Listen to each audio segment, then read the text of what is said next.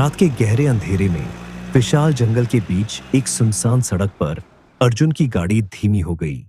घड़ी की सुई रात के 12 बजा रही थी।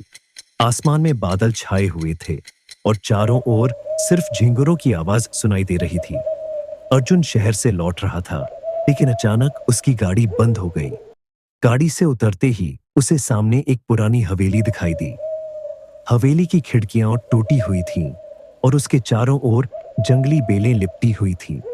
अर्जुन ने अपने मोबाइल की रोशनी ऑन की और गाड़ी की जांच करने लगा, लेकिन सब बेकार। पास ही हवेली के दरवाजे पर एक दिया जलता हुआ दिखा। अर्जुन ने सोचा कि शायद वहां से मदद मिल सके। हवेली के पास पहुंचते ही एक अजीब सी ठंडक उसकी रीढ़ की हड्डी तक उतर गई। दरवाजे को धक्का देते ही वह धीरे धीरे खुला। अंदर घुसते ही उसे एक भारी सन्नाटा महसूस हुआ। दीवारों पर धूल और मकड़ी के जाले लगे हुए थे। फर्श पर जगह जगह अजीब चिन्ह बने हुए थे, जैसे किसी तांत्रिक अनुष्ठान के निशान। अर्जुन ने आवाज लगाई, कोई है? लेकिन उसकी आवाज गूंज कर वापस आ गई। अचानक उसे ऊपर से किसी के चलने की आवाज सुनाई दी। उसके कदम अपने आप सीढ़ियों की ओर बढ़ने लगे। जैसे ही वह ऊपर पहुंचा, उसने देखा कि एक कमरा खुला हुआ है। कमरे के अंदर घुसते ही उसने देखा कि वहां दीवारों पर अजीब चित्र बने हुए हैं। एक बड़े शीशे के सामने एक औरत खड़ी थी। उसकी पीठ अर्जुन की ओर थी।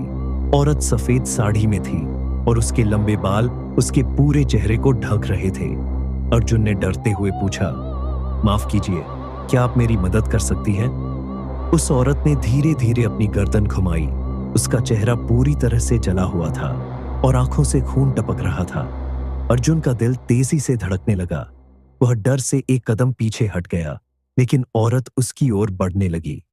अर्जुन को अब महसूस हुआ कि हवेली कोई आम जगह नहीं है, यह जगह शापित है। वह तेजी से कमरे से बाहर भागा। जैसे ही वह सीढ़ियों पर पहुंचा, उसने देखा कि पूरी हवेली में छायाएं घूम रही थीं। दीवारों से खून रिसने लगा। अर्जुन ने नीचे पहुंचकर दरवाजे से बाहर निकलने की कोशिश की, लेकिन दरवाजा अपने आप बंद हो गया। उसे लगा जैसे किसी ने उसके चारों ओर जाल बुन दिया हो। तभी उसे एक बूढ़े आदमी की आवाज सुनाई दी, तू यहाँ क्यों आया है? यह हवेली तेरे लिए नहीं है। अर्जुन ने पीछे मुड़कर देखा। एक बूढ़ा आदमी फर्श पर बैठा हुआ था।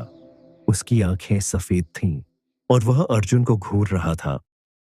अर्जुन ने हिम्मत जुटाकर पूछा, यह जगह कौन सी है और यहाँ ये सब क्या हो रहा है? बूढ़े आदमी ने एक गहरी सांस ली और बोला, यह हवेली शापित है। सालों पहले यहाँ एक तांत्रिक ने अनुष्ठान किया था। उसने अंधेरे की शक्तियों को जगाने की कोशिश की, लेकिन वह खुद उन शक्तियों का शिकार बन गया। उसकी आत्मा अब भी यहाँ भटकती है। जो कोई भी इस हवेली में आता है, वह जिंदा नहीं बचता।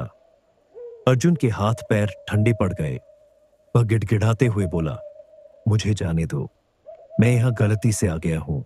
बूढ़ा आदमी हंसा और बोला, अब बहुत देर हो चुकी है, तुझे भी उन्हीं की तरह मरना होगा।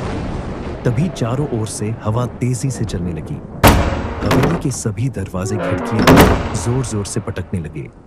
अर्जुन ने महसूस किया कि कुछ अदृश्य ताकतें उसे अपनी ओर खींच रही हैं।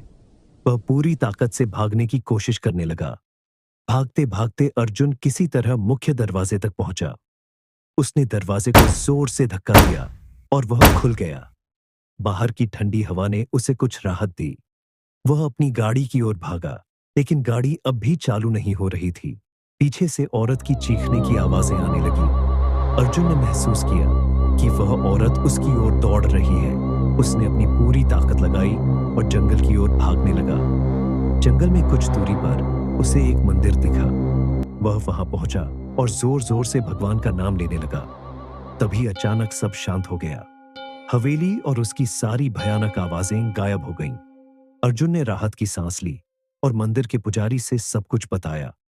पुजारी ने कहा, तुम्हें भगवान ने बचा लिया, लेकिन वह हवेली अब भी शापित है। जो कोई वहां जाता है, वह कभी वापस नहीं लौटता। तुम बहुत भाग्यशाली हो। अर्जुन ने सिर झुकाया और मन ही मन प्रण लिया कि अब वह कभी ऐसी जगह पर नहीं जाएगा।